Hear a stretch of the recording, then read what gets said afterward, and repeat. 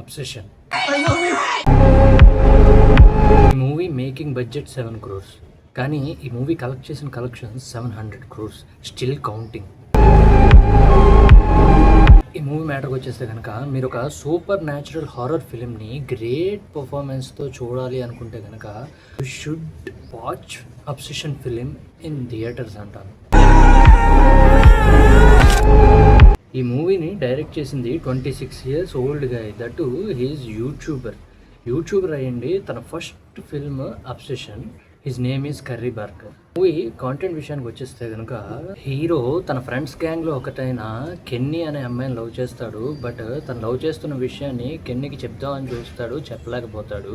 But తనకి make a wish 1 willow అనే ఒక బార్ కనపడుతుంది.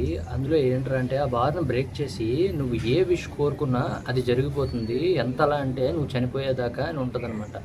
సో వీడేంటంటే అది బ్రేక్ చేసి ఆ అమ్మాయి కెన్నీ అనే అమ్మాయి నన్ను లైఫ్ లాంగ్ వరల్డ్లో ఎవరిని ప్రేమించినంతగా నన్ను ఒక్కడిని ప్రేమించాలి అని విష్ చేస్తాడు.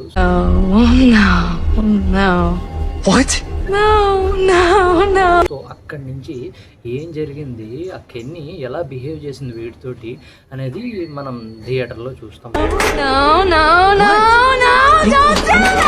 ఈ మూవీ లెంత్ వచ్చేసి 1 hour 50 minutes. వీళ్ళు ఈ వరల్డ్ బిల్డ్ చేయడానికి 30 minutes తీసుకున్నాను అనమాట. స్టార్టింగ్ 30 minutes చాలా స్లో ఉంటుంది, అంటే వేరే కాన్వర్జేషను, హీరో వాళ్ళ ఫ్రెండ్స్ గ్యాంగ్ వీళ్ళందరినీ ఇంట్రడ్యూస్ చేయడమే సరిపోతుంది. ఆఫ్టర్ 30 minutes హీరో ఎప్పుడైతే ఆ మేక్ ఏ విష్ 1 విలోని బ్రేక్ చేస్తాడో అక్కడి నుంచి మొదలవుద్దమ్మా రచ్చ. ప్యాక్ ఆడుకున్నాడు డైరెక్టరు. అక్కడి నుంచి చెప్తున్నా పర్ఫార్మెన్స్ అయ్యా కెన్నీ అనేది, ఈ అమ్మాయి పర్ఫార్మెన్స్ అయితే అమ్మ తోడు మిమ్మల్ని పోయిస్తుంది అనమాట థియేటర్లో. అంటే తన పర్ఫార్మెన్స్ తోటి ప్యాక్ ఆడుకుందనమాట. అయ్యి బాబు ఇలా ఉందేంట్రా ఈ అమ్మాయి అంటే. నిజంగా మనం మూవీ చూస్తున్నప్పుడు నిజంగా మనకి ఇలా జరిగితే చాలా కష్టం రా బాబు అని చెప్పి ఆ సైకలాజికల్ మూడ్లోకి వెళ్ళిపోతాం అనమాట. తను చేసే పర్ఫార్మెన్స్, తన స్మైల్ కానీ, తన ఐస్ కానీ అసలు మామూలు పర్ఫార్మెన్స్ కదబ్బా, పీక్ పర్ఫార్మెన్స్ అనమాట. అబ్సెషన్ అంటే ఫస్ట్ గుర్తొచ్చేది మనకి ఈ హీరోయినే. దాని తర్వాత హీరో పర్ఫార్మెన్స్ కూడా తను అంత సైకోటిక్గా బిహేవ్ చేస్తుంటే తన రియాక్షన్స్ కానీ, తన అగ్రెషన్ కానీ, తన కంట్రోల్ చేసుకుని చెప్పడం కానీ అది కూడా బాగా చూపించాడు. లిటరల్గా చాలా పోర్షన్స్లో నవ్వుతారబ్బా మీరు. ఇది డైరెక్ట్ ప్యూర్ హారర్ ఫిల్మ్ కాదు, ఇది సూపర్ న్యాచురల్ హారర్ ఫిల్మ్. ఒక కార్ షాట్ ఉంటుంది, అక్కడ మీకు జల్క్ వస్తుంది, భయపడతారు తప్ప మిగతా అంతా కూడా మీరు సైకలాజికల్లీ డిస్టర్బ్ అవుతారనమాట అబ్సెషన్ తోటి.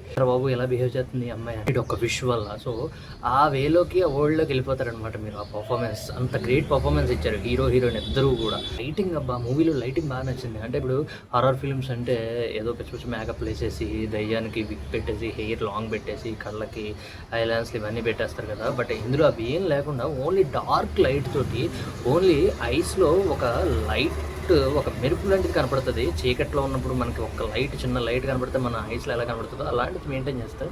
చీకట్లో ఆ హీరోయిన్ ప్రజెంట్ చేశారు కదా, లిటరల్గా డెవిల్ని చూస్తున్న ఫీల్ని జనరేట్ చేశారు వితౌట్ ఎనీ మేకప్ అనమాట. సో అది నాకు బాగా నచ్చింది.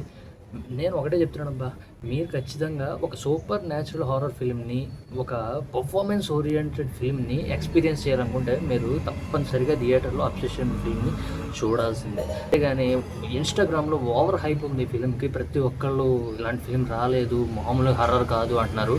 ఇది ప్యూర్ హర్రర్ ఫిల్మ్ అయితే కాదు. ఓవర్ ఎక్స్పెక్టేషన్స్ పెట్టుకుని వెళ్ళకండి, డిసప్పాయింట్ అవుతారు. జస్ట్ ఒక బెస్ట్ పర్ఫార్మెన్స్ని చూడడానికి వెళ్ళాలి, ఒక న్యూ థాట్ని, న్యూ ఐడియాని స్క్రీన్ మీద చూడడానికి వెళ్ళాలి అనే ఆలోచనతో మాత్రమే వెళ్ళండి. యూ విల్ లవ్ ఇట్ అంతే. హాలీవుడ్ ఫిలిమ్స్లో ఇంటర్వెల్ అనేది అసలు ఉండదు. థియేటర్ వాళ్ళే ఒకసారిగా ఆపేస్తారు ఇంటర్వెల్ కోసం. బట్ అబ్సెషన్ ఫిల్మ్లో పర్ఫెక్ట్ ఇంటర్వెల్ సీన్ పడిందబ్బా. నేను చాలా ఇంప్రెస్ అయ్యాను ఆ ఇంటర్వెల్కి. ఇంకా చెప్పాలంటే క్లైమాక్స్ కూడా perfect interval and perfect climax.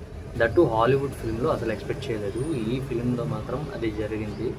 రెండు న్యాయం చేసే డైరెక్టరు చాలా బాగా రాసుకున్నాడు. That's it guys, by.